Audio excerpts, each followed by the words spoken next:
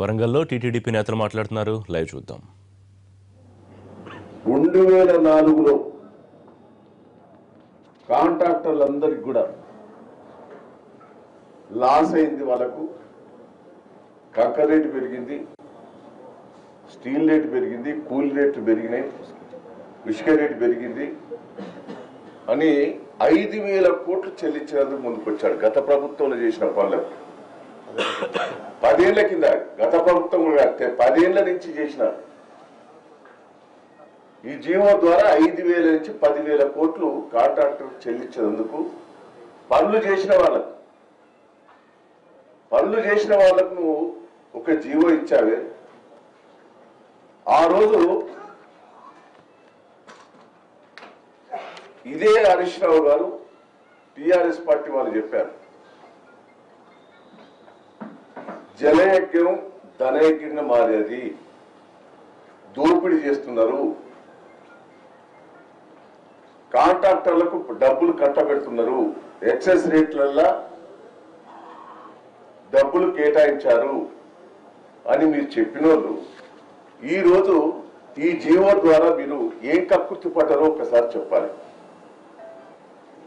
146 GO ద్వారా మీరు ఏం కక్కుర్తి పడిచ్చారు అంటే కాంట్రాక్టర్లతోటి టిఆర్ఎస్ ప్రభుత్వం కుమ్ముక్కై ఈ 10,000 కోట్లల్లో 5,000 కోట్లు టిఆర్ఎస్ ప్రభుత్వానికే, టిఆర్ఎస్ పార్టీకే ముడుతున్నాయి. మేము అడిగింది ఎంత? 8,000 కోట్లు. రైతు ఆత్మహత్యలు చేసుకోకుండా 8,000 కోట్లు రిలీజ్ చేయవలం. ఎట్ ఏ టైం బ్యాంకులకు కడితే ₹1,00,000 రుణమాఫీ అయితే ఇమ్మీడియట్లీ లోన్ వస్తుంది, రైతులకు ఊరట చెల్లుతుంది, కొత్త లోన్లు కూడా దొరుకుతాయి. అంటే డబ్బులు లేవని చెప్పావే, దీనికి ఎక్కడి నుంచి వచ్చినాయి డబ్బులు? ఈరోజు ధనిక రాష్ట్రం 1,15,000 కోట్ల బడ్జెట్ మనకు, మిగులు బడ్జెట్. ధనిక రాష్ట్రంలో రైతులను ఆదుకునే పరిస్థితి లేకపోతే ఇంతకంటే ఈనం.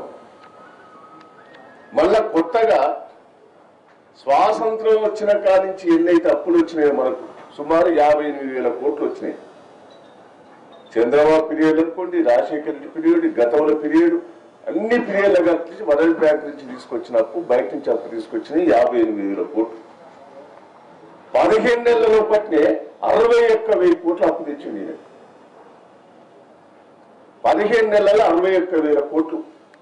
స్వాతంత్రం వచ్చిన కాడి నుంచి ఎంతైతే అప్పు తెచ్చిండ్రో ఈ 15 నెలల నుంచి అంత అప్పు తెచ్చారు.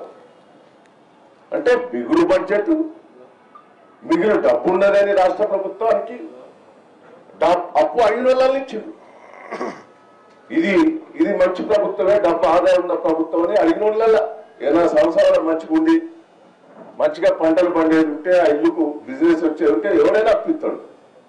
ఈ రాష్ట్ర ప్రభుత్వం హైయెస్ట్ అప్పు 61,000 కోట్లు అప్పు తెచ్చింది. 61,000 కోట్లు అప్పు తీసుకొచ్చి ఎవరికి కూడా పెట్టాం? నీ బిడ్డ బతుకమ్మకు, నీ అల్లుడు ఇరిగేషన్లకు, నీ కొడుకు మిషన్ కాకతీయక వాటర్ గేట్ పెట్టి దోసుక తిరిగానా? 35,000 కోట్లు కదా వాటర్ గేట్. నీ అల్లుడికి 30,000 కోట్లు, నీ బతుకమ్మకు కోట్లు. ఈ రోజు ఇంకా